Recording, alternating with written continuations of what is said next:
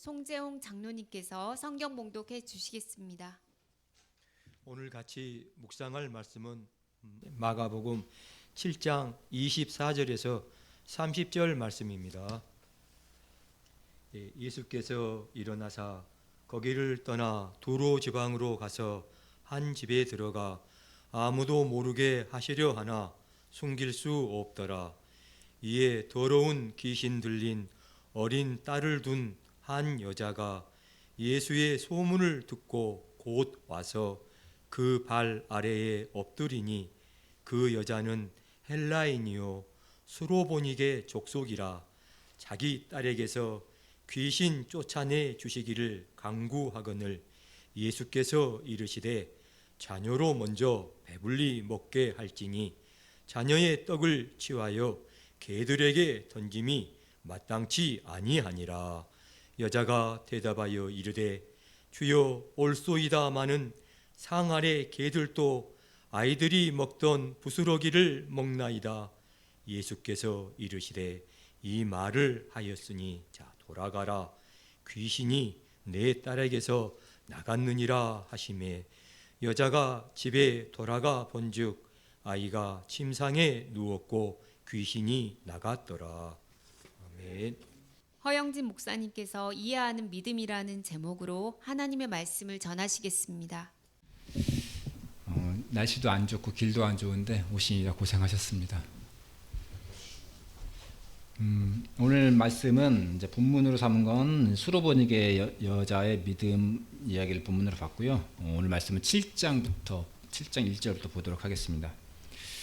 마가복음 7장은 당시 예수님과 당시 종교 지도자들 사이의 논쟁으로 시작합니다. 논쟁은 예수님의 제자들이 씻지 않은 손으로 음식을 먹는 것에서부터 시작합니다. 이를 본 바리새인과 서기관들은 예수께 시비를 걸어옵니다. 어찌하여 당신의 제자들은 장로들의 전통을 준행하지 아니하고 부정한 손으로 떡을 먹나이까? 바리새인과 서기관들이 말한 장로들의 전통이라는 것은 이제 바벨론 포로기 시대 이후에 이제 유대인들에게 관습으로 굳어졌던 그런 관습 율법을 말해요. 우리 시대에 문자와 형식을 갖춰서 공포된 법을 성문법이라고 하고 또 성문법에는 규정되지 않았지만 오랜 시간 관행으로 굳어져서 법률적 효력을 가지게 된 것을 관습법이라고 하잖아요. 그래서 장로들의 전통은 이 관습법인 거죠. 이에 대해서 예수님은 씻지 않은 손으로 떡을 먹는 것이 더럽다 또는 깨끗하다 이렇게 말씀하지 않으시고 그들이 전제로 해서 말했던 장로들의 전통에 대해 말씀하십니다. 9절입니다. 너희가 너희 전통을 지키려고 하나님의 계명을 잘 저버리는도다. 예수께서 말씀하신 바리새인과 서기관들이 저버린 하나님의 계명은 이런 경우를 말씀합니다. 이하에 쭉 나오는 말씀인데요. 모세의 계명에 의하면 내 부모를 공경하라는 말씀이 있습니다. 그러면 모든 자녀는 이 계명에 의해서 그 부모를 공경하고 또 부양할 의무가 있게 되는 것이죠. 그런데 바리새인과 서기관들이 말한 그 전통에 의하면 이것은 하나님께 드림받은 것이다. 그 부모에게 주어야 될 어떤 재물에 대해서 이것은 하나님께 드림받은 것이다 라고 선언을 하면 이것을 11절에 보면 이걸 고르반이라고 하거든요. 이 고르반 선언을 하면 설령 그것이 부모의 부양을 위해 꼭 필요한 것이다 하여도 이것을 부모를 위해 사용할 필요가 없어졌습니다. 왜냐하면 하나님께 드리는 것이 하나님께 바치는 것이 그 부모를 부양하는 것보다 훨씬 더 중요하기 때문에 부모를 부양해야 된다라는 의무에서 면제되는 것이었습니다. 그런데 이상한 점은 하나님께 드림을 선언한 이런 제물이라 하더라도 이것을 꼭 성전에 바쳐야 할 그러한 강제 규정이 없었다는 점입니다. 그래서 바리새인과 서기관들은 이 고르반 제도의 이런 허점을 이용했습니다. 부모를 부양하는 데 써야 할 제물이라도 고르반을 선언해놓고 그리고 실제로는 성전에도 바치지 않는 거죠. 고르반 제도를 부모에 대한 부양 의무를 회피하는 데 이용하는 위선적인 태도를 보였던 것입니다. 그러므로 예수께서는 말씀하십니다. 밖에서 사람에게로 들어가는 것은 능히 사람을 더럽게 하지 못하되 사람 안에서 나오는 그것이 사람을 더럽게 하느니라. 바리새인과 서기관들이 씻지 않은 손으로 음식 먹는 제자들을 부정하다고 비난했지만 씻지 않은 손으로 먹는 것이 사람을 부정하게 하는 것이 아니라 외식하여 율법을 교묘히 이용하는 그 마음이 더러운 것이라는 것입니다. 그래서 예수께서는 19절에서 말씀하십니다. 이는 마음으로 들어가지 아니하고 배로 들어가 뒤로 나감이라. 이러므로 모든 음식물을 깨끗하다 하시니라. 오늘 예수께서 말씀하신 깨끗함의 기준은 음식물에 분포하는 세균수에 있지 않았습니다. 마음을 더럽게 할 수 있느냐 또는 아닌가, 그것에 더러움과 깨끗함의 기준이 있었습니다. 사람이 먹는 음식은 비록 더러울 수 있어요. 곰팡이도 피어 있을 수 있습니다. 하지만 결국 이 음식은 우리 마음에 들어가 우리 마음을 오염시킬 수 없습니다. 사람이 입으로 먹은 음식은 제 아무리 더러울지라도 배로 들어가서 배설하여 나가면 그만입니다. 배설하여 나가는 음식물은 마음을 더럽힐 수 없기 때문에 모든 음식물을 깨끗하다라고 예수께서는 말씀하셨습니다. 23절까지의 말씀이 당시의 금기사항이었던 불결한 음식에 대한 말씀이었다면 24절 이하에서는 금기사항 중 하나였던 이방인에 대한 말씀입니다. 24절 이하에서는 두로 지방의 수로보니게 여인의 이야기가, 또 31절 이하에서는 데가볼리 지방의 귀먹고 말려듣는 사람의 이야기가 소개되고 있습니다. 첫 번째 이야기에 등장하는 수로보니게 여인은 이방인입니다. 본문에서도 이방인임을 밝히고 있습니다. 오늘은 31절 이하에 나오는 데가볼리 지방의 귀먹고 말려듣는 사람의 이야기는 좀 생략하고요. 수로보니게 여인의 이야기만 살펴보도록 하겠습니다. 이 이방 여인에게는 귀신 들린 어린 딸이 있었습니다. 이 여인은 예수님의 소문을 듣고 와서 자기 딸에게 들린 귀신을 쫓아내줄 것을 예수께 간청하고 있습니다. 우리는 복음서에서 이런 장면을 많이 봐왔죠. 그래서 우리는 이런 장면이 나오면 예상합니다. 예수께서 이제 곧 예수께서 귀신 들린 사람을 고치시고 또 이 일로 인해서 예수의 이름이 널리 전파되고 사람들은 몹시 놀라면서 이 이야기가 일단락 되겠구나 이렇게 예상을 하죠. 그러나 오늘 이야기는 그동안 있었던 통상적인 그런 과정에서 조금 벗어나 있습니다. 이 이야기의 관심은 예수께서 귀신을 내쫓으시는 그런 치유 과정에 있는 것이 아니라 예수께서 이 여인의 간청을 들어줄까 말까 거기에 있기 때문입니다. 예수께서는 딸의 치유를 간청하는 이 이방 여인에게 말씀하십니다. 자녀로 먼저 배불리 먹게 할지니 자녀의 떡을 취하여 개들에게 던짐이 마땅하지 아니하니라. 자녀의 먹을거리를 개에게 던져주는 것은 옳지 않다는 것입니다. 예수님 말씀의 취지는 복음은 유대인들의 것인데 이방인에게 먼저 주는 것이 옳냐라는 것입니다. 그래서 이 예수님 말씀은 이제 막 성경을 읽기 시작한 10대 청소년, 그 정도 어린이들에게는 좀 충격적이죠. 10대 청소년들에게 예수님은 사랑, 평화, 온유, 포용 이런 그 자체잖아요. 우리 예수님은 한창 사랑을 받아야 할 청소년들이기에 이 청소년들에게는 복음도 그에 맞게 전달되기 때문입니다. 어린이와 청소년들에게 예수님은 사랑 그 자체 외에 다른 것으로 인식되기 어렵죠. 그런데 그 사랑이신 예수님이 어린 딸을 고쳐달라는 가엾은 엄마의 마음을 이렇게 차갑고 인정머리 없고 쌀쌀맞게 이런 말투로 대할 수 있을까? 그래서 충격적입니다. 그래서 제가 꽤 오래전에 주일학교 교사를 할 때도 중학교 학생이 이 말씀을 가지고 저한테 막 따지는 거예요. 예수님이 진짜 이 말씀하셨냐? 예수님이 어떻게 이런 말씀하시냐? 그래서 당황했던 기억이 있었습니다.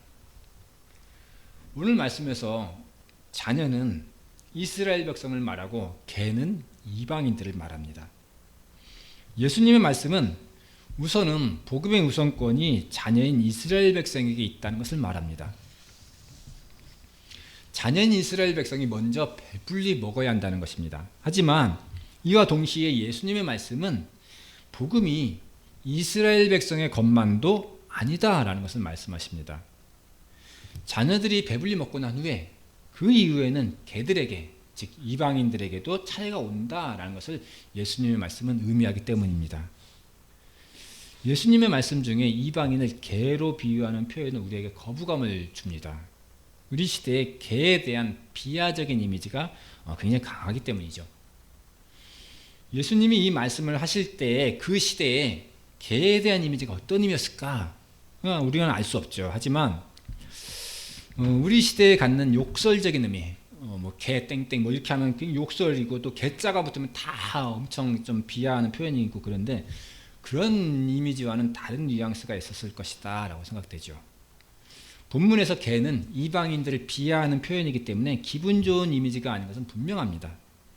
그런데 말씀의 전후 맥락상, 또는 그래서 전후 맥락을 따져보면 이게 이 여인에게 욕을 하기 위해서, 이 여인을 비하하기 위해서, 그런 의미보다는 비유적인 의미에서 개라는 단어가 사용되었다라는 보는 것이 적절할 것 같습니다. 예수님이 말씀하신 의미가 그러하므로 이 이방 여인도 예수님의 말씀과 의미를 그대로 받아서 답변 드립니다. 주여 올소이다마는 상 아래 개들도 아이들이 먹던 부스러기를 먹나이다. 이에 예수께서 이르시되 이 말을 하였으니 돌아가라. 귀신이 내 딸에게서 나갔느니라. 여인이 예수님의 말씀대로 집에 돌아가 보니 아이는 침상에 누웠고 귀신은 아이에게서 떠나갔다고 말씀은 전하고 있습니다. 본 이야기에서 예수님은 이방인에게 복음이 전파되는 것이 옳은지의 여부에 대해 말씀하십니다. 여인은 예수님의 질문에 대하여 복음에 대한 유대인의 우선권을 인정하면서도 이방인에게 복음이 전파되는 것도 옳다라고 말씀드립니다. 예수께서는 이 여인의 말이 옳다고 인정하시며 이 여인의 딸에게 들린 귀신을 쫓아내 주십니다. 복음이 전파되는 것을 허락해 주신 것입니다. 오늘 본문 말씀인 수로보니게 여인의 이야기는 당시의 시대상을 반영합니다. 유대인 중심의 선민 사상이 그대로 반영된 거죠. 이 말씀에. 초대교회 당시에도 복음이 유대인을 넘어서 이방인에게 전파되어야 하느냐라는 것에 대한 논쟁이 있었죠. 초대교인들은 이 문제를 어떻게 논쟁하고 또 어떻게 발전시켜 나갔을까?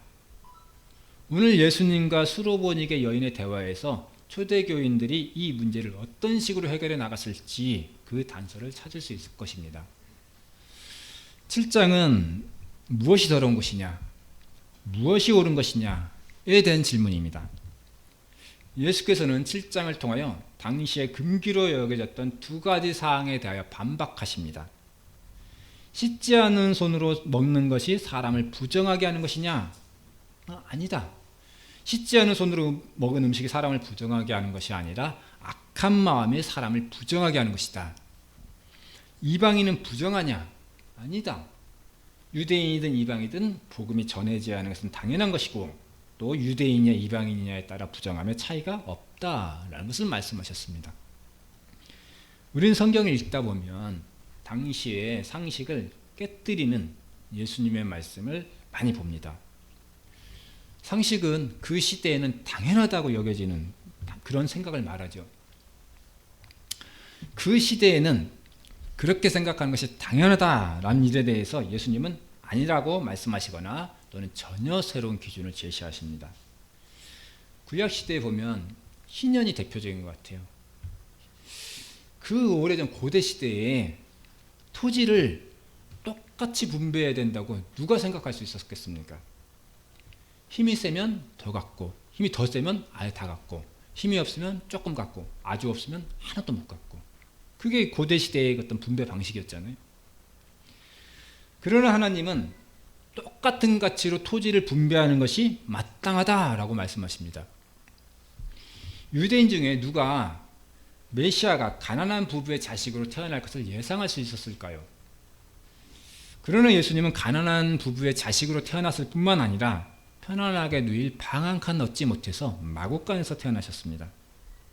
세리와 죄인들과 식사하시고 안식일의 형식적 준수보다 선을 행하는 것이 안식일의 본질적인 목적이다라는 것을 말씀하셨습니다. 성경은 그리고 예수님은 그 시대에는 당위성을 가진다고 당연하다고 여겨졌던 생각들에 대해서 전부는 아니지만 상당히 많은 부분을 뒤집어 놓으십니다. 유대인 종교 지도자들이 예수님을 메시아로 받아들이지 못한 이유는 그들의 현실적인 이익을 예수께서 침해하셨기 때문이기도 하지만 자기들이 정해놓은 메시아라면 마땅히 이러이러해야 한다라고 세워놓은 그 기준을 예수님이 충족하지 못했기 때문이기도 했습니다. 자기들이 흠모할 만한 모습과 위엄으로 오신 메시아가 아니면 받아들일 수 없을 만큼 그 마음의 장벽을 높게 쌓아놨던 것입니다. 그들의 눈에 예수는 가난한 촌동네에서 태어난 목수의 아들이었습니다. 그런데 기분 나쁘게 이 가난하고 출신 성분도 별로인 이 예수가 말도 잘하고 이적까지 행하고 또 민중들의 인기까지 얻었습니다. 이 예수는 자기들이 쌓아놓은 기득권에까지 도전해 왔습니다. 그러자 이 예수를 죽여야 했습니다. 그들에게 예수는 메시아가 아니라 건방진 한 청년에 불과했기 때문입니다. 그들의 상식과 믿음이 메시아를 알아보지 못하게 한 것입니다. 우리는 신앙생활을 하면서 믿음과 화목을 대단히 강조합니다. 이 두 가지는 너무나 좋은 말이고 우리 신앙생활에 꼭 필요한 일이기 때문에 우리는 이 두 가지가 나란히 갈 수 있다고 생각하는 것 같지만 이 믿음과 화목 두 가지는 때때로는 양립하기 어려울 경우가 많이 있습니다. 우리가 믿음에 따라붙는 수식어를 한번 생각해 보시죠. 흔들리지 않는 믿음, 굳건한 믿음, 반석 같은 믿음, 의심하지 않는 마음, 이런 것들이 주로 믿음에 따라붙는 수식어입니다. 믿음은 누가 뭐라고 해도 내가 진리라고 믿는 그 길을 가는 것을 믿음이라고 하죠. 내가 그렇다고 생각하는 강한 확신, 이게 믿음입니다. 그렇기 때문에 믿음에는 타협이나 양보가 들어갈 여지가 적습니다. 화목은 내 몫을 다른 사람과 공유하거나 나눌 수 있을 때 이루어지는 것이 화목입니다. 내 몫의 빵을 또는 내 몫의 고난을 떼어서 나눠줄 때 상대방과 화목이 이루어질 수 있습니다. 내가 가질 수 있는 능력을 내 힘껏, 내 양껏, 내 욕심껏, 내 능력껏 갖기 위해 열심히 노력한다면, 그런 경쟁을 한다면 화목은 이루어질 수 없죠. 경쟁만이 있죠. 내 생각과 가치를 상대방과 조율할 수 있어야 화목이 들어옵니다.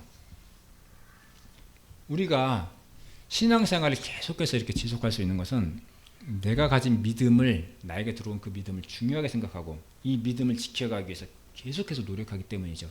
그 노력이 상당히 크게 노력을 해오는데 중요하게 생각하고, 그런데 우리 인생과 믿음 생활, 또 신앙생활이 어려운 것은 우리의 절실한 이런 노력이, 내가 평생 노력하고 내가 신실하게 신앙생활을 해야지, 내가 맨날 성경 봐야지, 이런 열심한 노력이 어떤 때는 내가 노력했던 그 노력, 그 깊이와 그 넓이만큼 내게 함정이 될 수 있다는 겁니다. 이런 경우입니다. 남들보다 바르게 살기 위해서 열심히 노력했는데 내가 이제 이 나이가 됐을 때 저 사람은 왜 저렇게 고지식해? 이런 평판으로 돌아올 수 있다는 것이죠. 이런 경우는 비슷합니다. 예수님 시대에 바리새인들을 생각하면 우리는 믿음 생활을 확실하게 해나가려는 노력이 중요하지만, 내가 믿고 있는 이것이, 나의 신념이 또 나의 확신이 유일한 해답인가 끊임없이 의심할 수 있어야 한다는 것을 생각하게 합니다. 바리새인들은 씻지 않은 손으로 먹으면 이것이 왜 부정해지지? 고르반이라고 선언을 하면 내 부모를 부양하기 위한 재산이라도 부모에게 주지 않아도 정말 괜찮은가? 지금까지 선배들은 다 그렇게 했는데 나도 그렇게 해도 괜찮은가? 생각해 봤어야 합니다. 과연 이 시대의 상식이, 우리 시대의 보편적이라고 믿고 있는 이 상식이, 또 믿음이 올바른 것인가 생각해 봤어야 합니다.